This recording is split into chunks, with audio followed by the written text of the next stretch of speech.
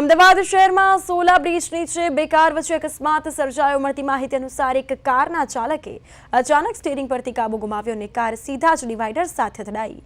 આગળ ચાલી રહેલી કાર સાથે થયેલા અકસ્માતને કારણે પાછળથી આવતી બીજી કારે પણ નિયંત્રણ ગુમાવ્યો અને જોરદાર ટક્કર મારી। ટક્કર લાગતા બંને કાર વચ્ચે પલટી ખાઈ ગઈ અને બંને કાર રસ્તા વચ્ચે પલટી ખાઈ જતા આસપાસના લોકો દોડી આવ્યા અને પોલીસ પણ ઘટના સ્થળે પહોંચી। અકસ્માતમાં બંને કાર ચાલકોને સામાન્ય ઈજા પહોંચી છે। તાત્કાલિક સારવાર માટે નજીકની હોસ્પિટલ ખસેડવામાં આવ્યા। સ્થળ પર અકસ્માત દરમિયાન ટ્રાફિક જામ સર્જાયો, જોકે પોલીસે ઝડપી અને કાયદેસરની કાર્યવાહી તેમજ તપાસ હાથ ધરી છે।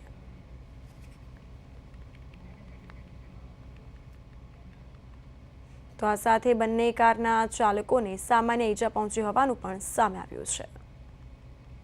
સોલા બ્રિજ નીચે અકસ્માતની આ ઘટના, પોલીસ પણ ઘટના સ્થળે દોડી આવી અને તપાસ હાથ ધરવામાં આવી છે।